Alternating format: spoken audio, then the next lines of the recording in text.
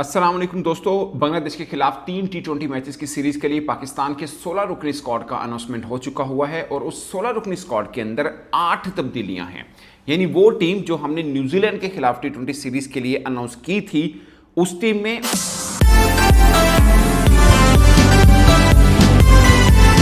अस्सलाम वालेकुम दोस्तों। बांग्लादेश के खिलाफ 3 T20 मैचेस की सीरीज के लिए पाकिस्तान के 16 रुकनी स्क्वाड का अनाउंसमेंट हो चुका हुआ है और उस 16 रुकनी स्क्वाड के अंदर 8 तब्दीलियां हैं। यानी वो टीम जो हमने न्यूजीलैंड के खिलाफ T20 सीरीज के लिए अनाउंस की थी, उस टीम में और अब जब बांग्लादेश के खिलाफ होम सीरीज के लिए टीम अनाउंस की है, 8 तब्दीलियां हैं। 8 तब्दीलियों का आसान मतलब कि आधी टीम हमने बदल दी है। यानी जब न्यूजीलैंड टीम भेजी थी तब ये कह रहे थे कि न्यू टीम है, इनको चांस देना चाहिए। मैं उस वक्त भी बोला था हम बुरे से हारे, कोई शक नहीं, एक T20 तो जीते थे खैर हम, बट आप कैसे कर सकते हैं कि आधी टीम बदल दें एक टूर के बाद, और खासकर जब आप अगली सीरीज अपने घर में खेल रहे हैं तो क्या डिजर्व नहीं करते वो बल्लेबाज, वो खिलाड़ी जिनको आपने न्यूजीलैंड तो भेज दिया मगर अपने घर में चांस नहीं दे रहे हैं। ठीक है, वहां पे उनकी परफॉर्मेंस अच्छी नहीं होगी। अब सीन क्या होता है दोस्तों, जब पीएसएल का जिक्र हो रहा होता है ना, तो फिर उन फ्रेंचाइज की अपनी एक मेकिंग होती है, उसमें कई ऐसी फ्रेंचाइजीज हैं जो खिलाड़ी को नहीं खिला रही होती। तो उसका मतलब ये नहीं कि वो खिलाड़ी गलत होते हैं, फ्रेंचाइज का अपना कॉम्बिनेशन होता है। अब इसमें बहुत से खिलाड़ी ऐसे हैं जो पाकिस्तान T20 टीम का हिस्सा थे मगर चूंकि पीएसएल में ज्यादा मैचेस नहीं खेल पाए, इसलिए वो टीम का हिस्सा नहीं बने। मतलब सीरियसली इसलिए टीम में नहीं डाला गया इनको। खासकर 2 विकेट कीपर बैट्समैन डाले हैं और दूसरा जो विकेट कीपर है वो मोहम्मद रिजवान नहीं है, और वो wicket keeper Pakistan super league में कीपिंग नहीं की उसने। ये एक हैरानकुन चीज है। सुफियान मुकीम जो कि T20 में चैंपियंस ट्रॉफी से काफी जोर चल रहा था कि इनको T20 में होना चाहिए, उनको फिर न्यूजीलैंड भेजा मगर जहां पे शामिल नहीं किया। और 8 चेंजेस हैं। मिसाल के तौर पर उमैर बिन यूसुफ, अब्दुल समद, यार उसको अपने पीस में चांस नहीं दिया, आप टीम से कैसे ड्रॉप कर सकते हैं? मतलब उसकी कौन सी बुरी परफॉर्मेंस थी या उनको कौन सा फेयर चांस दिया जो आप टीम से ड्रॉप करें? जब उनको शामिल किया था शायद तब भी गलत था कि मतलब बहुत ज्यादा उनको डोमेस्टिक नहीं खेला और सब चीजें, बट शामिल कर लिया, अब उनको ड्रॉप क्यों कर रहे हैं?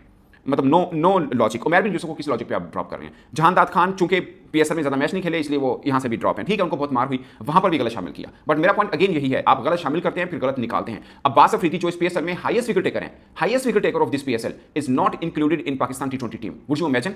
मतलब वो सबसे ज्यादा विकेट्स ले चुका हुआ पीएसएल में और उसको आप शामिल नहीं कर रहे हैं। अमेजिंग।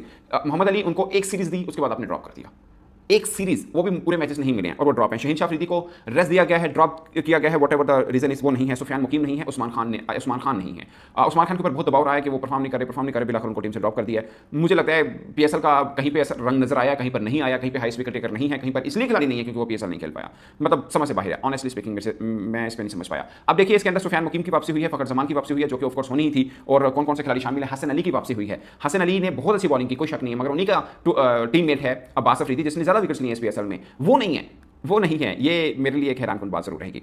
टीम पहले बता देता हूं कौन कौन सी, उसके बाद फिर बात आगे करते हैं। ऑफ कोर्स सलमान अली का कप्तान है, नायब कप्तान शादाब खान है। पीएसएल बेहतर गया उनका मगर T20 सीरीज बेहतर नहीं थी जो न्यूजीलैंड में वो खेले थे, बट वो टीम के अंदर हैं। और ये बहुत बातें हो रही थी कि माइक हैसन होंगे तो शादाब खान तो ड्रॉप नहीं होते हैं, वो नायब कप्तान बनकर टीम के अंदर रहेंगे और वो हैं। अगरचे पीएसएल उनका बेहतर रहा है, बुरा नहीं रहा, मगर अगर आप उनकी T20 सीरीज की परफॉर्मेंस देखें तो बहुत बेहतर नहीं थी, बट ठीक है उनको शामिल किया है। मुझे उनके नाम पर ऑफ कोर्स एतराज क्या हो सकता है, बट मुझे सिर्फ ये है कि एक यंगस्टर को ड्रॉप करना शायद वो आउट ऑफ लॉजिक है, वो नहीं बनता। अबरार अहमद पीएसएल बेहतर जा रहा है, उनको टीम में रखा है, ठीक है। फहीम अशरफ इस पीएसएल में अगर कोई एक ऑलराउंडर, फास्ट बॉलिंग ऑलराउंडर बाकियों से डिफरेंट था वो फहीम अशरफ था। खासकर आप कह सकते हैं कि आमिर जमान जिनका हमने बहुत जिक्र किया, उन्होंने परफॉर्म अच्छा ही नहीं किया था, वो नहीं है टीम के अंदर। फखर जमान मेरे ख्याल तीसरे हाईएस्ट रन गेटर हैं इसमें पीएसएल में, वो इस टीम के अंदर शामिल है, मतलब it make sense, of course इनको होना भी चाहिए। हारिस रऊफ को टीम में शामिल किया है। पीएसएल तो बहुत बुरा गया उनका, बट T20 सीरीज उनकी बेहतर थी, उनको रखा है। He is very good bowler इन सीना कंट्री, मगर आप जब पाकिस्तान या एशिया कंडीशन में खेलते हैं पिछले 1-1.5 वर्षों में वो स्ट्रगल कर रहे हैं, बट उनको T20